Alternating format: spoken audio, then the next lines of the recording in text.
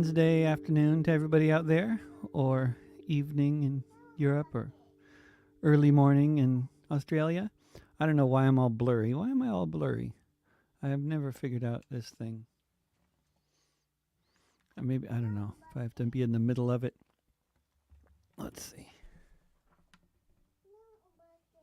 No obake? What? Did you make Papa? You drew Papa? I'm here with my daughter. You want to say hello to everybody? If you come over here, they can see you. But she's off to the side, drawing pictures. My little 3-year-old just turned 3. Koto, want to say hi to everybody? Yeah. Hoi. I mean, you can't see them, but they're out there. That's Koto. Looking at the screen. The camera's above the screen. That's why it looks like we're looking down. Look up at the camera, then they can see your face. She slept in. She was going to be with her mama, but she slept in, so it'll be a little bit of a more improvised kind of thing. You want to sit down, Bob? You can sit in that chair there.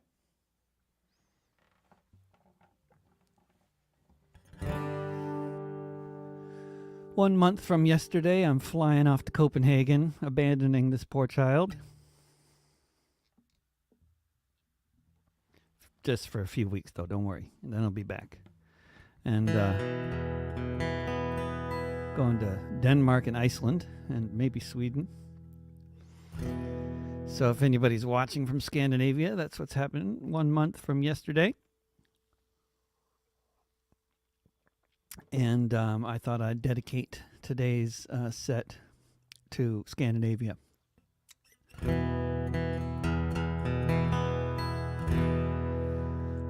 A place well worthy of dedicating a set to. And this is a song I did on a whole lot on a tour of Sweden and Norway and Denmark with Christian Svensson in 2015 on the 100th anniversary of the execution of Joel Emanuel Hägglund from Gefle. Joel Hägglund came from Sweden, which was very far from Eden. By the time he left, most of his family died. His sisters and his mother, his father and his brothers, so with one remaining sibling at his side, he got a notion to sail across the ocean, where he heard the streets were paved with gold. Not long after his arrival, as he toiled for survival, he realized the bill of goods that he'd been sold. He got a whole lot wiser, became an organizer, and he organized with artistry and skill. He spoke up, raised his fist, got right on the blacklist. That's why he changed his name to Joe Hill. He heard that it was best if he headed to the West, where the industrial workers of the world were finding the solutions for making revolution, with red songbook and red flag unfurled. 100 years ago, the bard with the Union card proved his music was too powerful, too strong. They couldn't stand the sound, they had to take him down, lest he organize the working class in song. Soon as he paid his dues, he tried hard to light the fuse, speaking, singing, writing lyrics and cartoons. He sent off the whole mess to the wobbly press, and they sang his songs as they fought the goons. He joined a singing movement that fought for improvement by abolishing wage slavery worldwide. He sang the wobbly line, beseeching workers to combine, learn from Mr. Block, the bosses lied. 100 years ago, the bard with the Union card proved his music was too powerful, too strong. They couldn't stand the sound, they had to take him down, lest he organize the working class in song.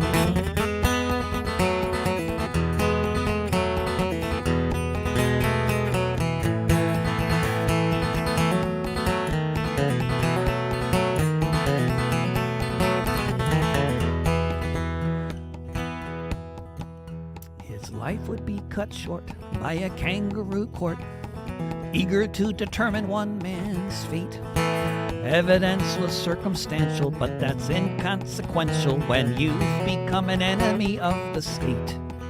They put him up against the wall, that was all. They gunned him down in 1915. He took all the bullets he could take there by the Salt Lake for being the best bard they'd ever seen. 100 years ago, the bard with the Union Guard proved his music was too powerful, too strong.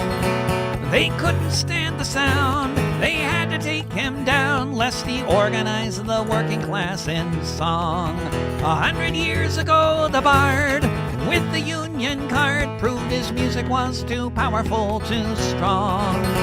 They couldn't stand the sound, they had to take him down, lest he organize the working class in song. Lest he organize the working class in song.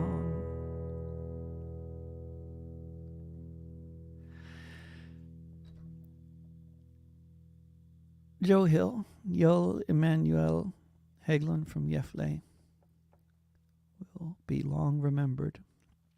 Let's see. I'm just looking at comments, of which there have been a fair number of hellos and heys, and excellent. Hello, everybody, including some in the target nations, Denmark, Sweden. Good to see you all out there. Koto's still on the chair right next to me here. I'd move the webcam so you could see her and move it back again, but operations like that tend to result in me kicking myself offline, so I'll just leave everything the way it is. And if you hear her talking, that's her talking. It'll only add to everything, I'm sure. So, a few years after, around the time that Joel Emanuel Hagelund and was executed in the United States, there was a lot of similar kinds of syndicalist activity going on all over Scandinavia, lots of union organizing of various sorts. And there was a pivotal moment that came in 1918. There's a nice article about it you can find in English if you look for the Battle of the Borso. You'll find it. The Battle of the Stock Exchange. The year was 1918. The place 69 Jagtvej. The unemployed and hungry gathered to ask why. The bankers and stockbrokers lived like kings and queens, while the ragged children starved behind the scenes. Tens of thousands rallied for action to be taken, for the state to show the poor had not been totally forsaken. When no response was coming, plans began to be arranged for the taking over of the stock exchange. The syndicalists at Folkethuset were all well aware that undercover cops were everywhere. Plans were kept secret so there wouldn't be a snag. When the time came, follow the one wrapped in the red flag. Thousands followed them, knowing not what lay in store. Soon found themselves upon the stock exchange's floor, where such ostentatious wealth cried out to be estranged from the profiteers inside the stock exchange. The stockbrokers were not harmed, but the cops were kept at bay, as the floor was occupied for much of the day. The Battle of the Borso would be a story to retell. The protest and the prison time would be remembered well. They didn't overthrow the bankers, but the actions of the date led directly to reforms of the Danish welfare state. Working class prosperity no longer seemed so strange from the day the workers took the stock exchange. The year was 1918, the place 69 Jagdweih.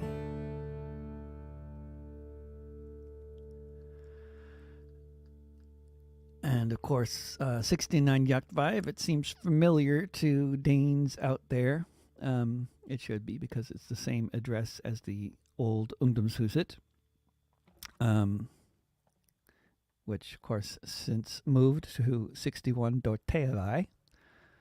And I will probably be playing a show at the new Ungdomshuset on 61 Dorteavai, as I did a few months ago, last time I was in Denmark, as I've done many times. And I played at the old Ungdomshuset many, many times before.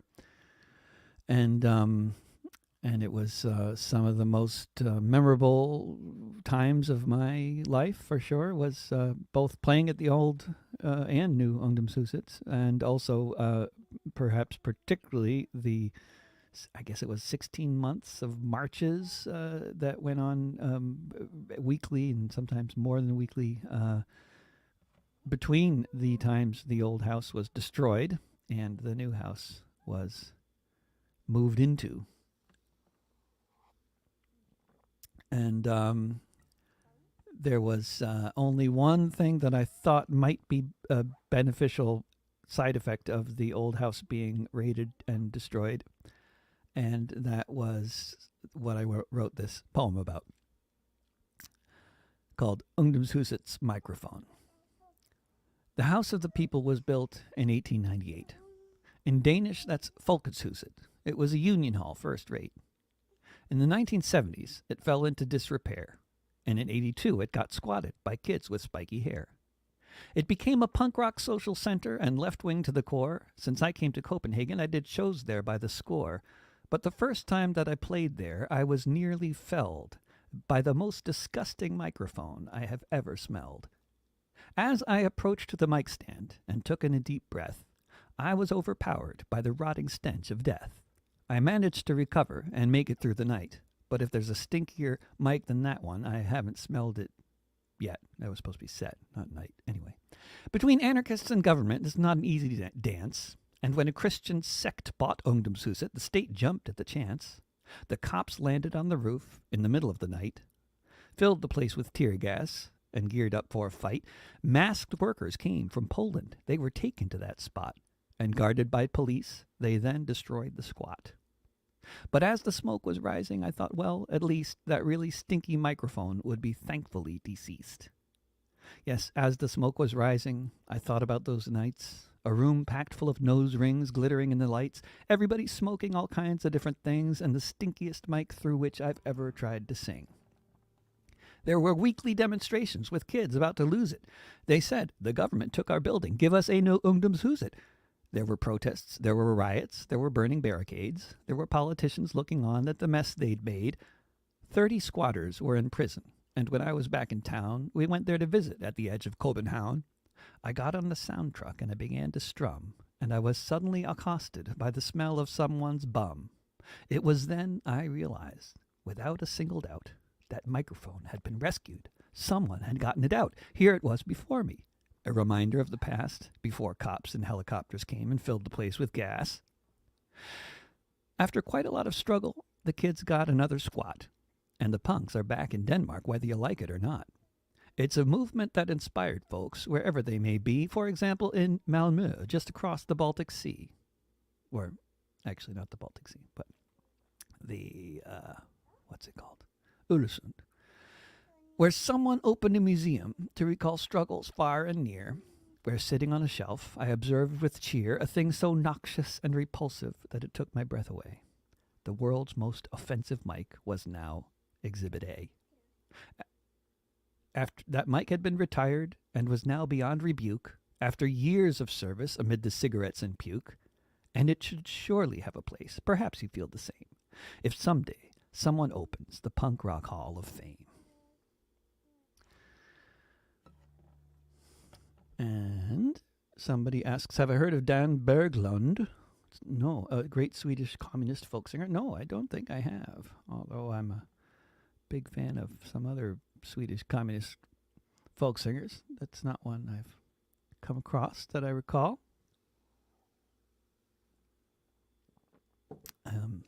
My favorite living Swedish communist folk singer, if he qualifies as communist, I don't know. He might be a socialist. It's Christian Svensson in Malmö, and also in the Malmö region, Mikael Wiehe is brilliant. And there are many others, for better or for worse. Mainly they write in Swedish. Well, let's see here. I have some other Scandinavia related songs here, and my daughter's getting tired of the poetry. I think she likes the songs better than the poetry. Let's see here. How about do this one? Got a lot of friends in Denmark and a lot of different social circles. I'm so happy to say. What you looking for, bub? You want the balloon? There you go. She just turned 3, so we have a 3 balloon here.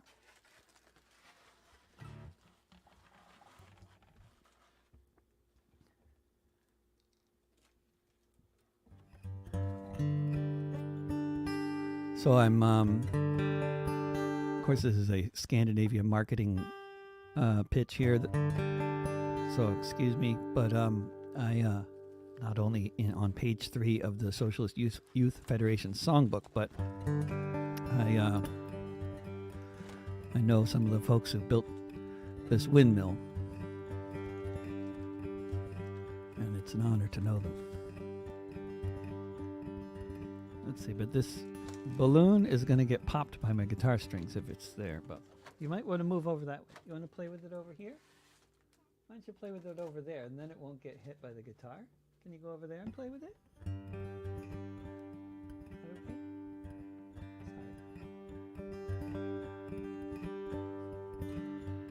It was in the 1970s. The fuel crisis had begun.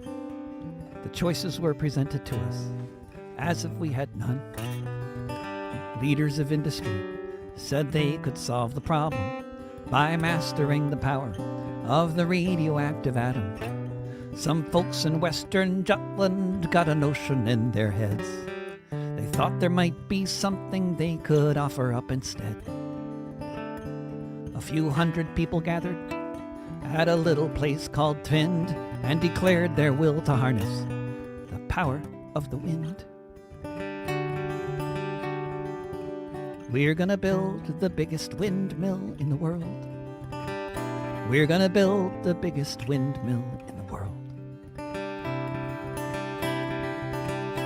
There were many who said their science wasn't sound, that such a mighty windmill would simply topple to the ground. Some of them were scientists, the vast majority were not, but they knew with years of effort you could do a lot. Word about the project spread far and wide. 100,000 visitors came to help and to advise. Till one day these windmill builders drove in with a crane and lifted up their giant wings with a mighty chain. We're gonna build the biggest windmill in the world. We're gonna build the biggest windmill in the world. When Trendcraft was completed, it reached up to the sky. Its wings churned in the air. At 54 meters high, the critics all fell silent. No one now was jeering, as even industry agreed this was some damn fine engineering. The wind regaled Jutland from the North Atlantic Sea. It was seamlessly converted into electricity. It was power for the people, leukemia for none, when they declared in Denmark, just south of the midnight sun. We're gonna build the biggest windmill in the world. We're gonna build the biggest windmill in the world. They gave away the patents. They said knowledge should be free. And their plans were copied by a newborn industry. Soon Denmark would be known as a windmill building nation, and it all started with some hippies at the Tvindkraft power station. Debates were held in Parliament about which way things should go. Build a nuclear reactor, the majority said no. It could have gone quite differently. In much of the world it did, except for those in Ulfborg who said we're getting off the grid. We're gonna build the biggest windmill in the world. We're gonna build the biggest windmill in the world. We're gonna build the biggest windmill in the world. We're gonna build the biggest windmill in the world.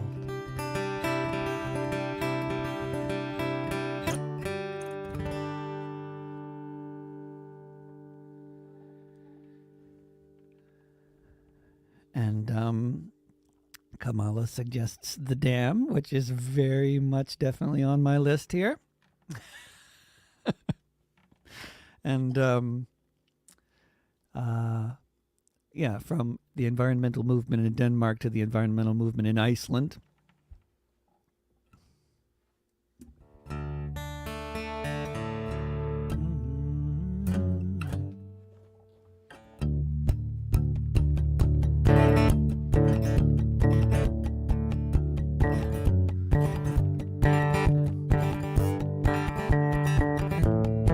Beside a volcano and the rising ash, crystal river rushing past, a crystal river flowing free, now again like it used to be.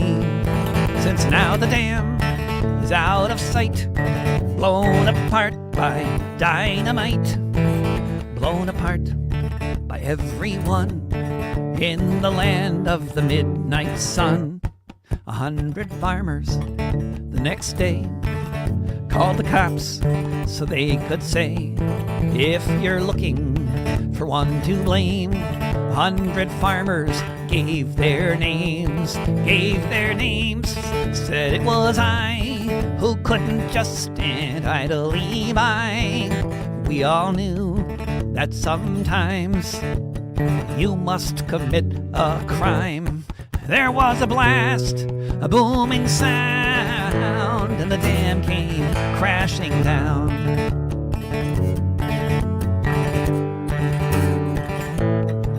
In Reykjavik, voices shrill said the dam should be bigger still. By the Laxa riverside, 100 farms would be washed aside. Legal efforts and protests failed, but they still had air behind their sails. They had air and dynamite, so they gathered round late one night. There was a blast, a booming sound, and the dam came crashing down.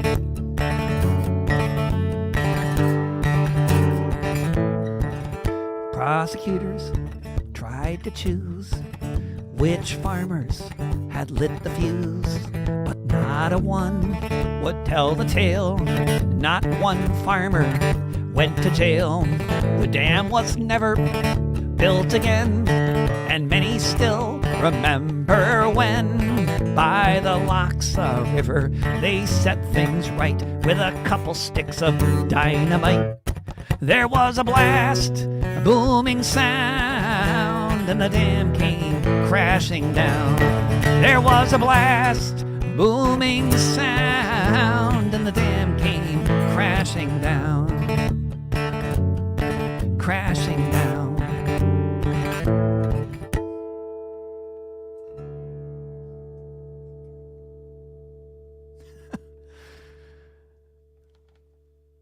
Oh, what did I just do? Did I accidentally turn the guitar down? Oops. Where was it? think around there.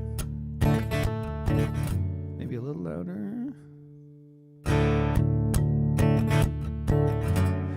That's funny that somebody commented, Scandinavia Unite. Scandinavia is a fairly united place these days, and fairly united in their practice of social democracy of one form or another. But it was not a united place before. In the Battle of Lund, 10,000 people hacked each other to death. Between the Swedes and the Danes, 10,000 people killed each other in Lund. 400 years ago.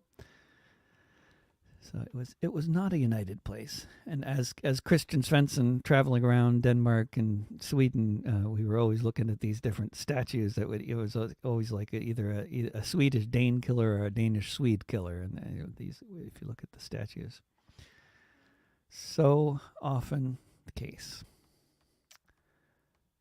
Of course, then in I guess it was. Let's see. One of the most chilling statues was, I guess I was in Trondheim, and there was a group of Maoists who were showing me around town. And this when Norway got its independence, as I recall the story, I believe accurately, when Norway got its independence from Denmark in the early 20th century, and Norway was a colony of Denmark for hundreds of years, which is why half of the Norwegians emigrated to North America instead of only 10% of the Danes. There are other reasons, but being a colony is the main one, I believe. But when Norway became independent from Denmark in the early 20th century, there was, among other things that happened, was a statue of an ancient Norwegian king. One of the earlier Christian kings of Norway was erected way high on top of a pedestal. And this king, just to make the point that he was a crusader, and that they were apparently proud of him and his crusades. The statue had the heads of his victims at his feet. And I thought, well, when I saw these balls at his feet, I thought, well, that's odd, because did they have cannonballs 1,000 years ago? I thought maybe they did, but I'm not really big on military history and, weaponry of the medieval period or whatever, but so I had no idea, but all I could see was there was balls up at his feet, about the size of cannonballs. And then the folks showing me around said, no, those are the heads of his victims. Oh, good. You live in Trondheim, the Scandinavia Unite commenter. So maybe you can tell me if this statue, if I'm describing it correctly, but this is what I recall. And anyway, I wrote this song. I wrote the song just really 10 and a half years ago.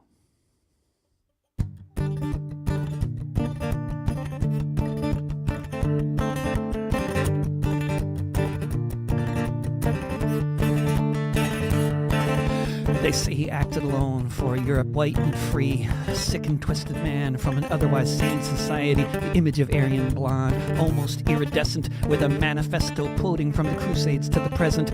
But he stood on many shoulders, of this we can be sure, a millennia of xenophobes who slaughtered to be pure since before the First Crusade, when a mighty Christian band hacked and stabbed and burned their way to the Holy Land. They say he acted alone, but in his mind he was another of those who came before him, his mighty Christian brothers who rode covered in armor, served their masters well. They vowed to chastity, they vowed to kill the infidel. They marauded west and east in the name of Christendom. They killed Jews, pagans, Muslims, fellow Christians by the thousand in the name of Jesus. From the Jordan to the Rhine, the red cross on their chest plates, their terrifying sign. In the shadow of the Knights Templar,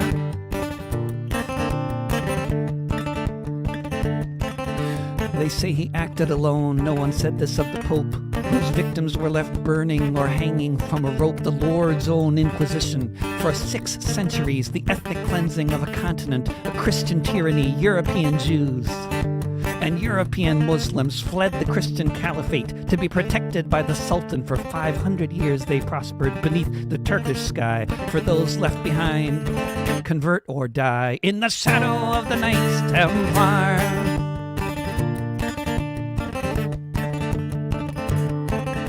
They say he acted alone, but he's living in a country where the xenophobic right is the second biggest party, and he's living on a continent that is overrun with prime ministers who tell us multiculturalism is done. They talk of their traditions. They swell with Christian pride for their civilization built on genocide. Anders Breivik pulled the trigger, but he did not write the play. That script was being written 1,000 years ago today in the shadow of the Knights Templar.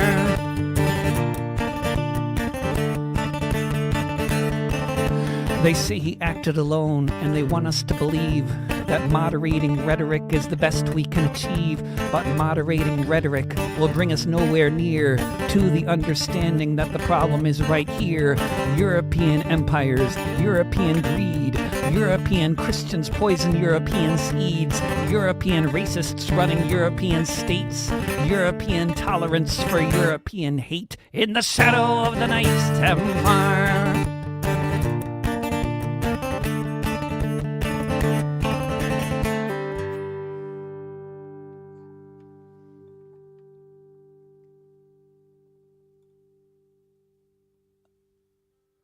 And what, illustrating how complex humanity is and under different circumstances, different times and places. Literally the same people who participated in those crusades, some of their descendants participated in this boat lift. You can be sure of that. When we heard the news, we were to be arrested. We had no doubt exactly what our fate would be. We had hours to get out, only hours to be tested for 7,000 people to cross the sea.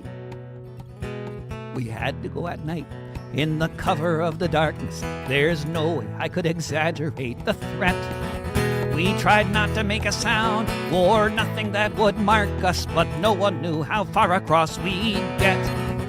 I thank God for the fishermen who gave us a ride and took us over to the other side. To find so many boats ready for the journey, to find so many prepared to risk it all. Not everyone could read the stars, not every boat was worthy, not everyone prepared to heed the call. But I thank God for the fishermen who gave us a ride and took us over to the other side.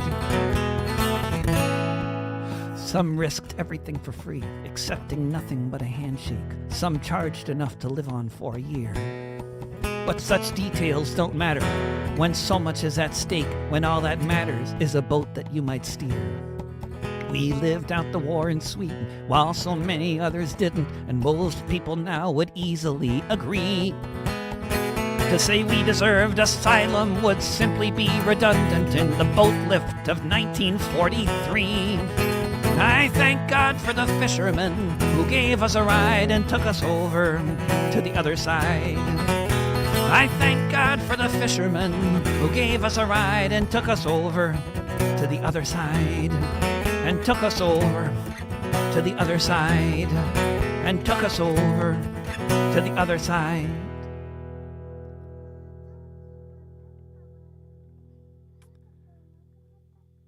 Kota sings along with me so well when I'm singing songs. She gets bored when I'm talking. I was going to tell some stories too, but I don't know in particular what stories. And if I talk too much, she'll get bored. Yes, love? Can I sing some more? Do you mind? We're doing a little concert. I'll play with you after, okay? No singing? We'll see how long this lasts. She says no singing.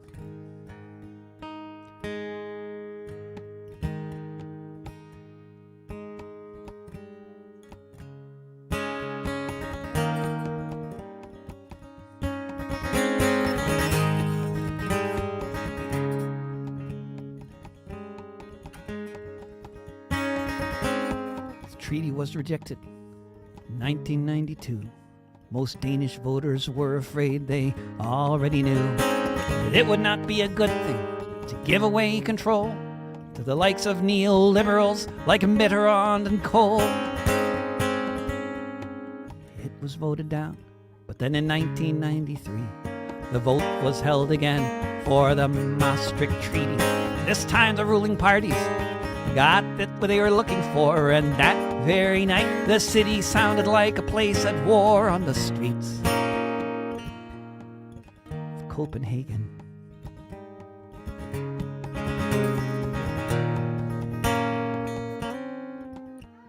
The air was full of anger, the reasons for it clear. It had been voted down only just last year. Now we're just supposed to give our sovereignty away to the institutions that don't care what people have to say on the streets of Copenhagen.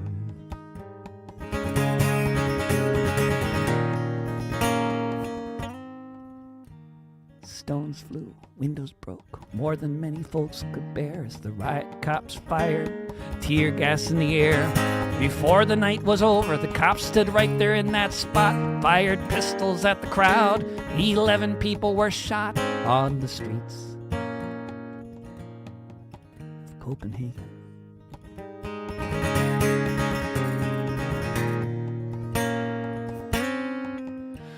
When hard-won rights are lost, when ruling parties throw them out, they may pretend to wonder what the riots are about.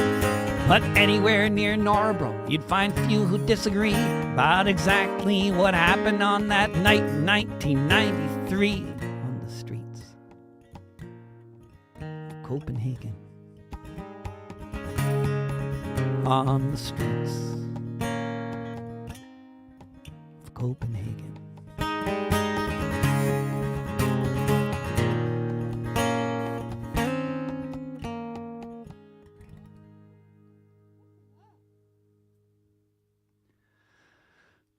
Yeah, pirate songs is a good idea. Actually, that's very Scandinavian too. Can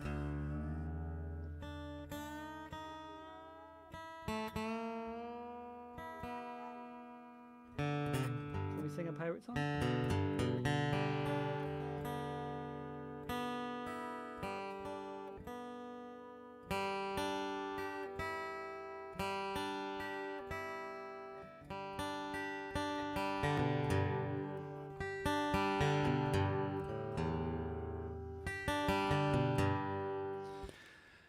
As anybody who lives on the Atlantic coast in the North Sea area of Germany, Denmark, Norway, etc., that whole area, you know that pirates, at least historically, are very popular. And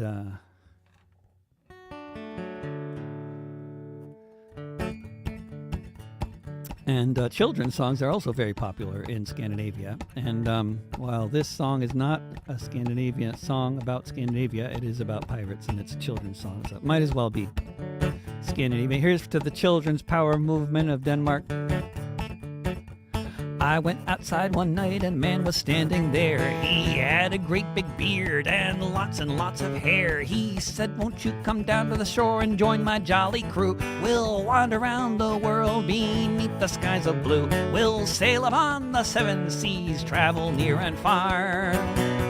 Take from the rich and give to the poor and say har, har, har, har.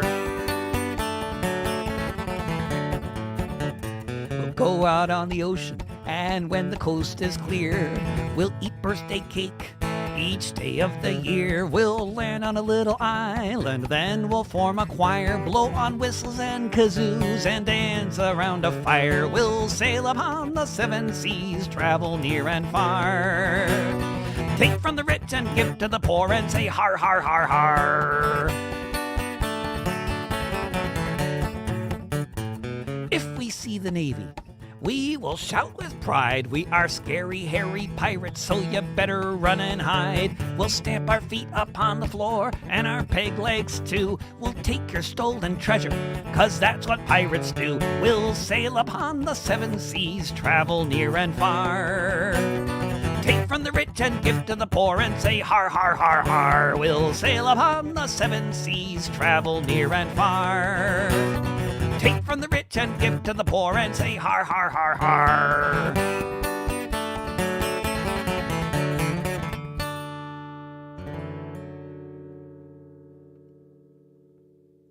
Is that okay? That was okay? Yep, that was a good idea, Kamala. She likes that. So we're transitioning to songs for the kids, and which is really about the most Scandinavian thing you could do. I wrote a children's. I don't want to bore my daughter, so I won't talk too much. But I wrote a children's story, which is apparently soon going to be illustrated by a local brilliant illustrator. We'll see. It might take a while because he works full time doing other things.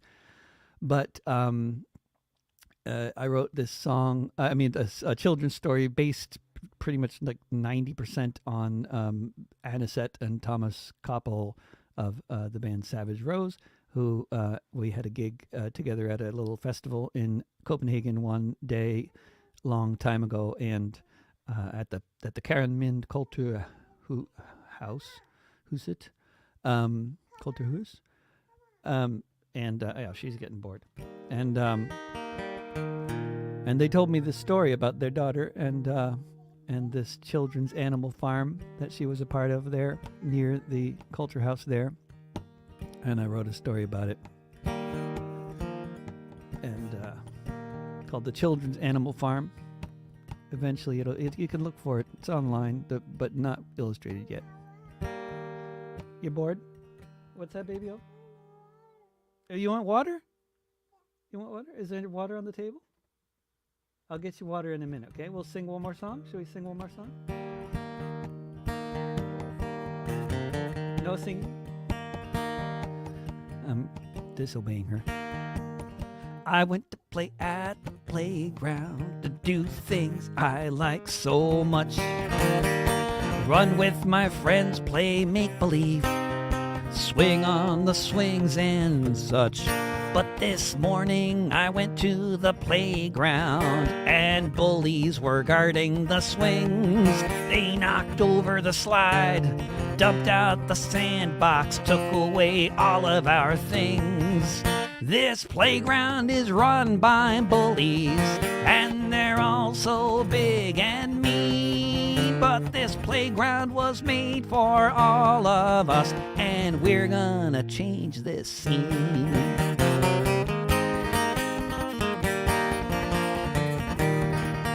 Well, all of us were scared of the bullies.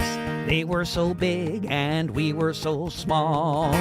Till somebody said if we organized, we could be 10 feet tall.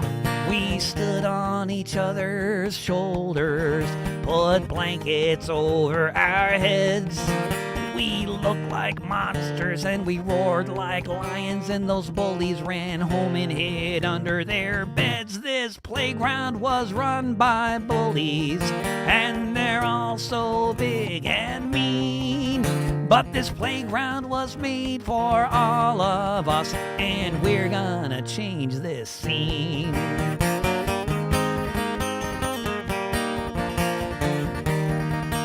Well, we got that playground back, but then we looked across the street, saw the sewage plant belching out smoke, poisoning the ground under our feet. It's giving us all asthma, and the hour is getting late.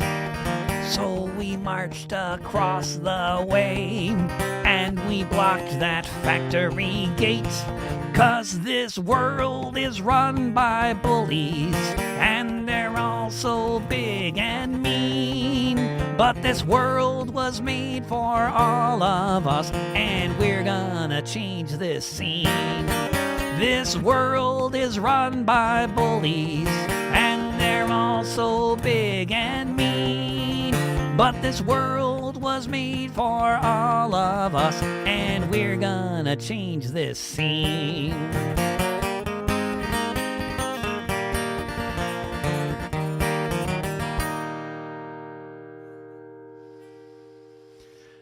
Ah, wonderful. So, let's see. She was saying no more, but now I think she's okay.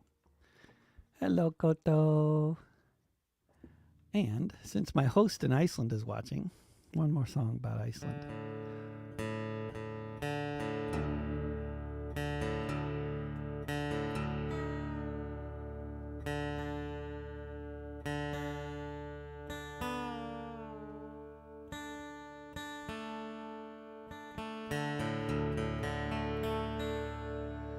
Julene Jordan, so nice to see you pop up there. Facebook. My favorite rock and roll DJ.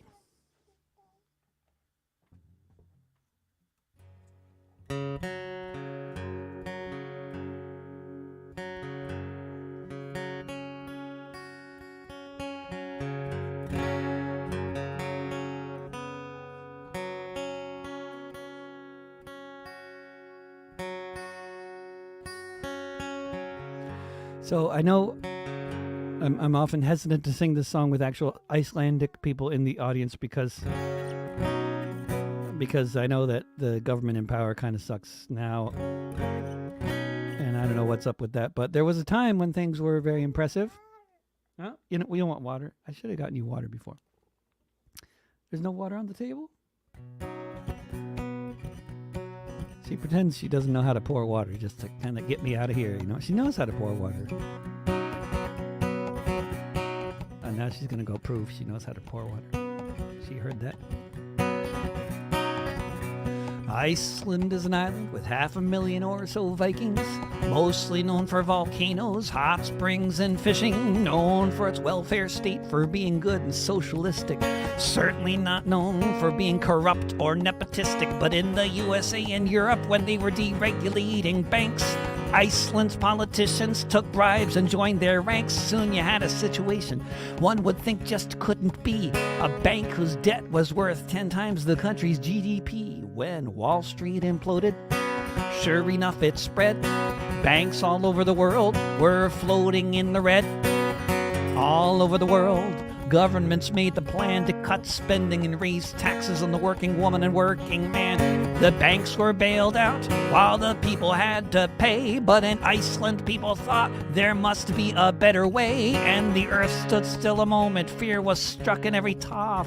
When Iceland told the bankers, Iceland told the bankers, Iceland told the bankers to fuck off.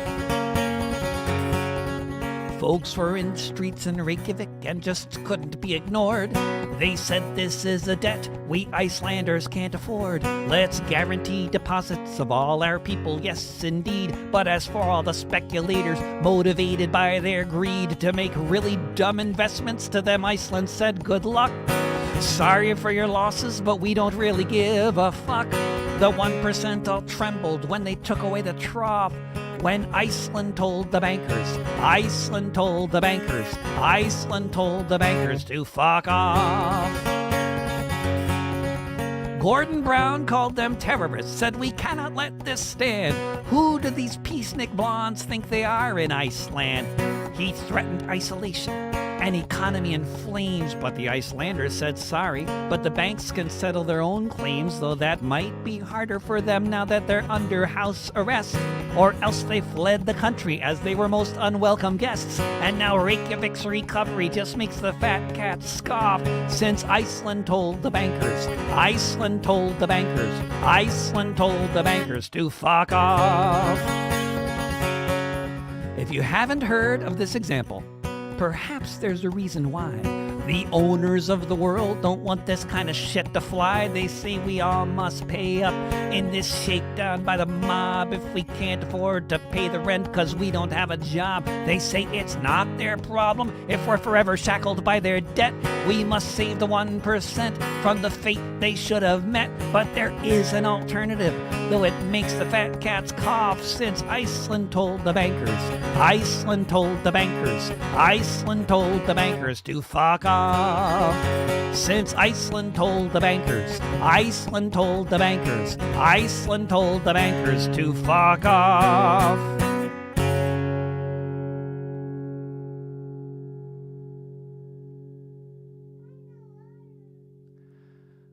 Uh-oh, you couldn't get the water, babe? She's still looking for a glass of water. This is serious neglect. Serious parental neglect right here. Okay, one more song, then I'll get you some water. Okay, we'll just close this out. Where'd all these viewers come from? All of a sudden we got twice as many viewers. What's going on here?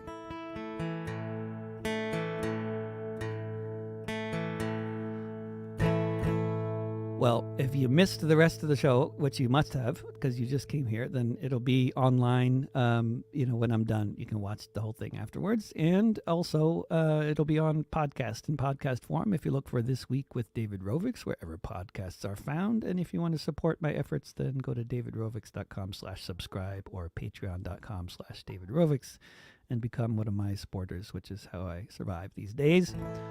Spotify, a wonderful Scandinavian corporation. Oh, I should do songs about Spotify. That's a Scandinavian subject.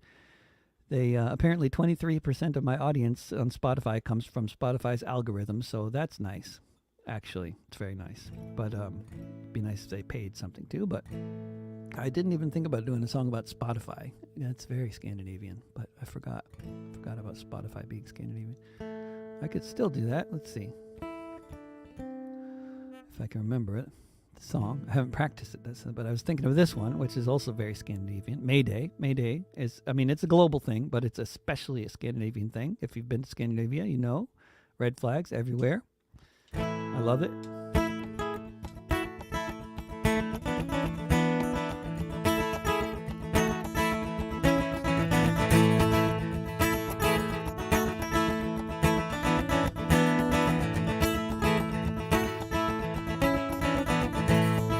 Fifth month of the year, on the 1st of May, known around the world as International Workers' Day. You'll still see people marching in every corner of the earth.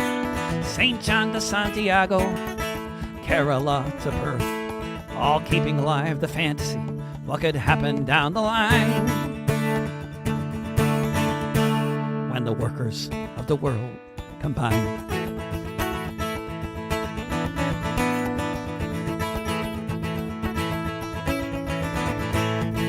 You can see us gathering early in the morn. Some are celebrating the shackles we have shorn, while so many billions are just waiting for the moment that we might stop losing the class war, when someday we can all say, yeah, we're doing fine, when the workers of the world combine.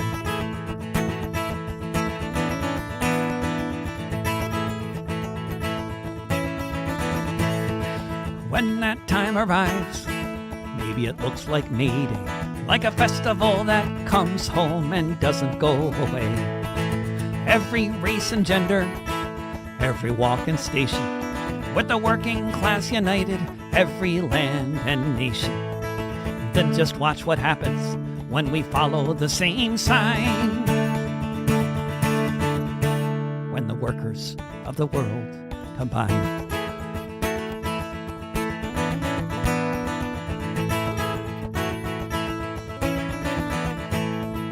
Fifth month of the year, on the 1st of May, known around the world as International Workers' Day. Let's see.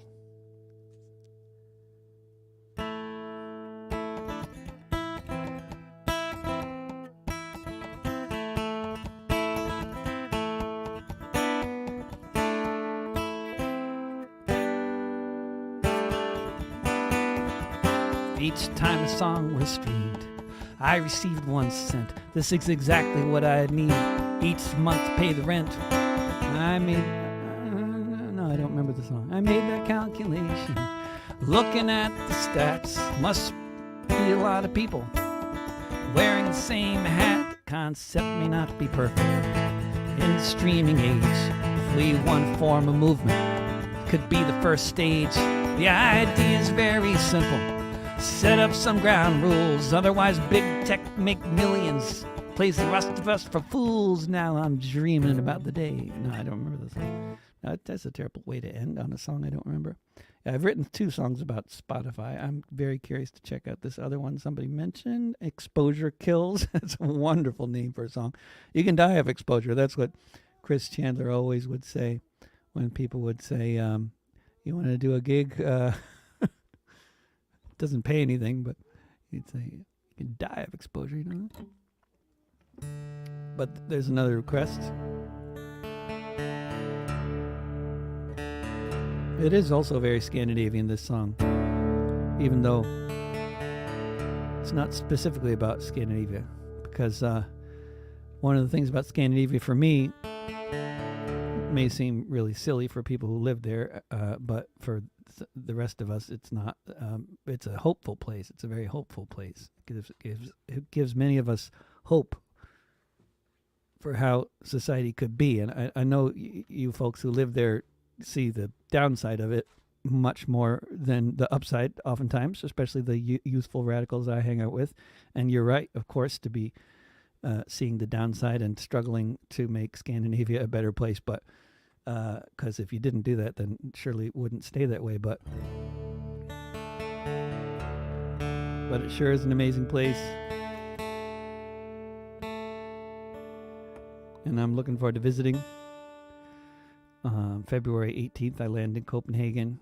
I'll be there until March 1st, and I go to Iceland. I'll be there for 6 days in Iceland. So if you're in Denmark, Iceland, Sweden, I'd love to hear from you.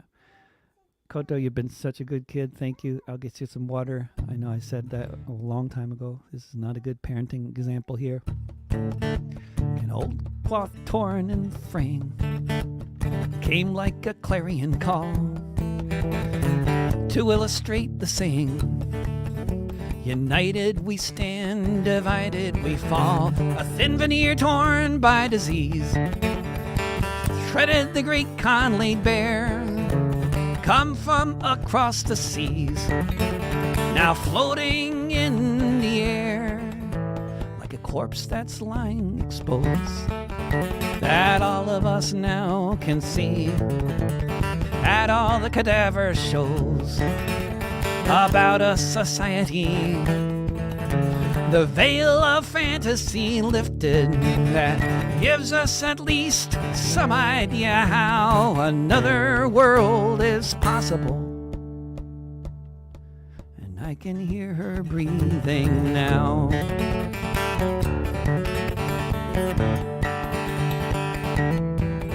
Like the red blood that flows from the bullet, whether coated in rubber or not, like the faces you see in the helmet, reflecting the thickening plot, driven by such a villain as a thing exponential allows. It says another world is possible, and I can hear her breathing now.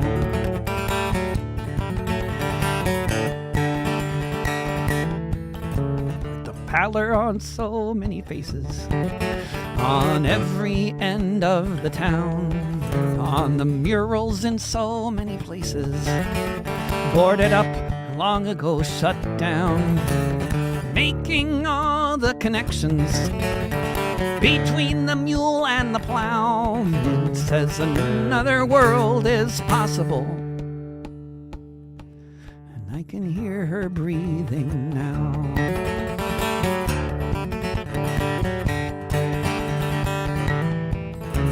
The smoke rising up coast to coast, with formations that brighten the skies, like Lord Thomas Jefferson's ghost, his victims no longer disguised, as his visage falls into the river, like the skull of an old sacred cow.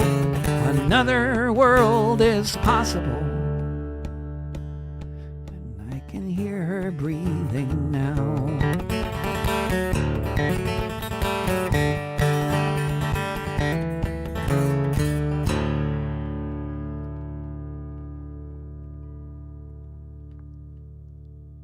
Well, thank you so much, everybody, for listening.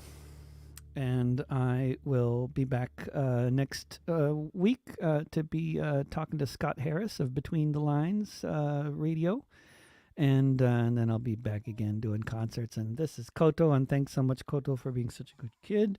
And I hope you haven't struggled through the concert too much. And I'm going to get you some water now. And thank you all for. Oh, and as for Empty, who says it would be great if I could squeeze Norway into the tour, I totally could, but I need a good paying gig there because I would need to take a ferry from Aalborg, or take a flight or a train from Copenhagen or something like that. So, preferably a ferry from Aalborg. So I would love to play in Norway, but it needs to be just not extremely exceptionally well paying, but it definitely needs to be a good paying gig because I would need to be covering the cost of transport along with, other things. Okay. But I'd love to hear from anybody in Norway, Sweden, Denmark, or Iceland who might be inclined to organize something, or if you just want to meet up for coffee. Go to davidrovics.com, click contact, or you can drop me a line on Facebook or Twitter or Signal, Telegram, WhatsApp. All right. Take care, everybody. Keep on keeping on, and I will see you soon. Bye for now.